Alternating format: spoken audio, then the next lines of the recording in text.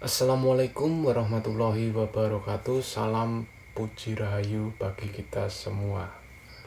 Pemirsa jagat misteri dimanapun Anda berada, yang tetap stay di channel kita yang tercinta, yaitu Donoroso Channel. Pada kesempatan kali ini saya akan menjelaskan sebuah tempat yang dimana itu adalah di pesisir pantai. Siapa sih yang tidak mengenal, yang tidak mengetahui Pantai Parangkusumo? Mungkin para jakmis sudah pernah berkunjung ke sebuah tempat tersebut, Pantai Parangkusumo. Tapi di sini kita tidak akan mengulas tentang pantainya. Mungkin para jagat misteri sudah tahu keindahan Pantai Parangkusumo bagaimana. Tapi kita bergeser ke arah utara, kurang lebih 50 meter dari pesisir pantai. Di situ terdapat sebuah situs peninggalan. Konon pada saat itu di mana tempat bertemunya Panembahan Senopati, pendiri Kerajaan Mataram, bertemu dengan Kanjeng Ratu Kencana Sari, yang biasa dikenal dengan Kanjeng Ratu Kidul. Sebelumnya, Danang Sutawijaya alias Panembahan Senopati tersebut adalah putra dari Ki Ageng Pemanahan dan juga Nyai Sabinah dari Kerajaan Pajang. Pada tahun 1580-an Masehi kurang lebih, Danang Sutawijaya atau yang biasa dikenal dengan Panembahan Senopati ingin mendirikan sebuah kerajaan yang dinamakan Mataram Islam di Kota Gede kalau sekarang. Dulu kala tempat yang ingin didirikan sebuah kerajaan tersebut adalah sebuah alas Gong Liwang Liwong, atau yang lebih tepatnya dikenal hutan belantara, yang disebut alas Mentawai, yang berada di Kota Gede, Yogyakarta. Pada saat itu Danang Sutawijaya diperintahkan oleh kakeknya, eyangnya, yang bernama Ki Jurumertani, yang didukung dengan oleh ayahanda Danang Sutawijaya yang bernama Ki Ageng Pemanahan, untuk tetaki atau bertapa di pesisir pantai selatan.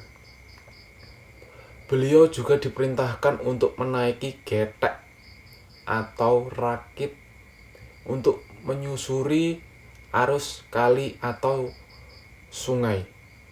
Sampai mana rakit itu berhenti, disitulah tempat bertapanya Danang Sutawijaya tersebut. Sampailah di sebuah batu karang di mana rakit yang dinaiki Danang Sutawijaya itu berhenti. Danang Sutawijaya pun memulai tetaki atau bertapanya di atas batu karang tersebut. Di dalam bertapanya, Danang Sutawijaya berdoa meminta kepada Tuhan Yang Maha Esa agar keinginan beliau dipermudah untuk membabat alas atau mendirikan sebuah kerajaan tersebut.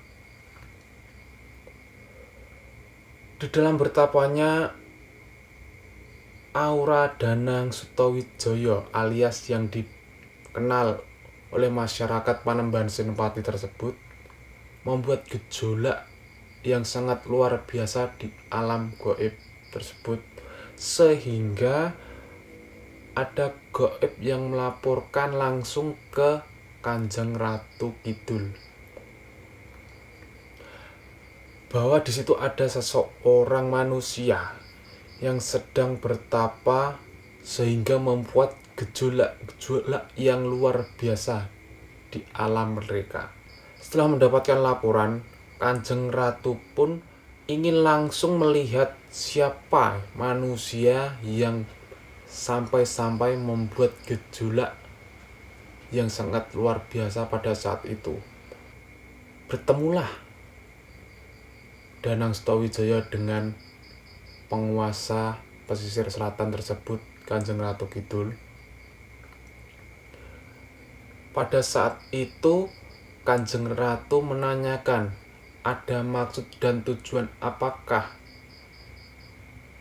Danang Sutawijaya bersemedi bertapa di tempat ini.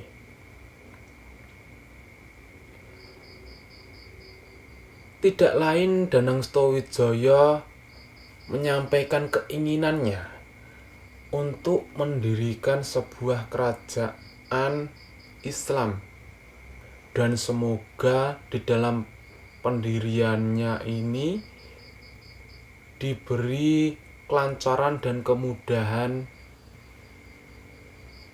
untuk semuanya. Tentu saja pada saat itu Danang Sutawijaya pun mengatakan bahwasanya saya adalah titah swantah manusia biasa, tentu saja yang dihadapi bukan cuma yang bersifat fisik, dikarenakan alas mentau adalah alas gung liwang-liwang ataupun hutan belantara yang penuh dengan hal-hal gaib yang harus disingkirkan supaya tidak mengganggu proses berjalannya pendirian kerajaan tersebut, proses babat alas hutan tersebut. Di situ Danang Sutawijaya juga menjelaskan bahwasanya Danang Sutawijaya pun memiliki kelemahan terkait dengan hal-hal gaib tersebut. Kanjeng Ratu pun mengakui bahwasanya sosok-sosok tersebut adalah penguasa Laut Selatan dan gaib, dan bersedia membantu Danang Sutawijaya alias Panembahan Senopati supaya tidak ada godaan-godaan saat membabat alas tersebut di sisi gaib.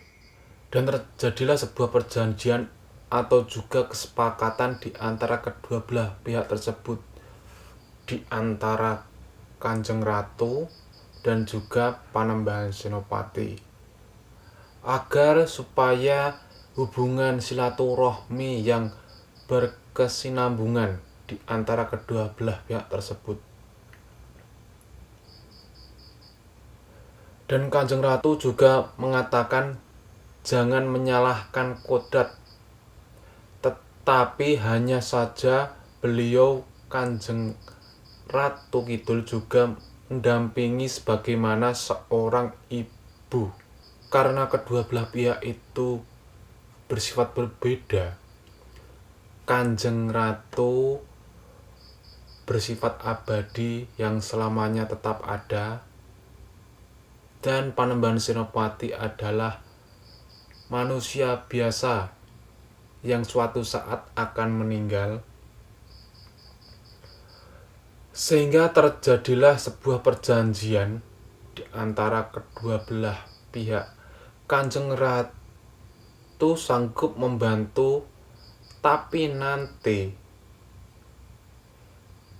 tidak turun Panembahan Senopati alias turun temurunnya, anak putu, anak cucu beliau yang menjadi raja di Mataram. Bukan cuma di Raja Mataram, tapi pemimpin-pemimpin Nusantara itu sendiri tetap ada hubungan silaturahmi, tali silaturahmi yang berkesinambungan. Di dalam kabar yang beredar di masyarakat, kedua belah pihak antara Kanjeng Ratu Kidul dan juga Panembahan Senopati itu melakukan sebuah pernikahan. Tetapi di sini saya mengatakan silaturahmi yang berkesinambungan karena untuk hubungan silaturahmi yang bagaimana Allahu alam, cuma Kanjeng Ratu dan juga Panembahan Senopati yang tahu pada saat itu. Sebagai bukti memang masih ada jalanan silaturahmi antara kedua belah pihak itu sendiri, adalah sebuah adat istiadat yang dilakukan oleh Kraton Ngayogyakarta Hadiningrat, yaitu adalah Labuhan Ageng yang dilakukan di Pantai Parangkusumo itu sendiri, yang biasa dilakukan oleh Kraton Ngayogyakarta Hadiningrat, yaitu tanggal 30 Recep. Lanjut, setelah bertapa semedi itu sendiri, Danang Sutawijaya pun melanjutkan cita-citanya untuk mendirikan sebuah kerajaan, melakukan babat alas Mentawai itu sendiri dengan lancar dan berhasil mendirikannya. Dan Danang Sutawijaya resmi diangkat menjadi raja di kerajaan Mataram itu sendiri dan diberi gelar Panembahan Senopati ing Alaga Sayidin Panatagama, yang biasa masyarakat kenal dengan Panembahan Senopati. Itulah sedikit kilasan sejarah Panembahan Senopati mendirikan sebuah kerajaan yang mempunyai keinginan cita-cita yang mulia mendirikan sebuah kerajaan, sampai diperintahkan oleh kakeknya untuk bertapa di pesisir pantai selatan dan bertemu dengan Kanjeng Ratu Kidul, berbincang-bincang, terdapat sebuah perjanjian, kesepakatan, dan sampai mendirikan sebuah kerajaan Mataram Islam itu sendiri. Terima kasih, mungkin sedikit kiasan yang bisa saya sampaikan. Kalau ada perkataan, mungkin ada cerita-cerita yang kurang pas, kami mohon maaf yang sebesar-besarnya. Di sini saya yakin pemirsa Jagat Misteri lebih pandai dari saya. Di sini saya cuma ingin berbagi pengalaman, berbagi cerita. Kalau saja ada cerita yang kurang pas, saya mohon maaf yang sebesar-besarnya untuk pemirsa Jagat Misteri semuanya. Untuk para Jagat Misteri, pesan saya jangan sekali-sekali melupakan sejarah. Ingat pesan Presiden kita Insinyur Soekarno, jas merah, jangan sekali-sekali melupakan sejarah. Terima kasih. Wassalamualaikum warahmatullahi wabarakatuh. Salam puji rahayu.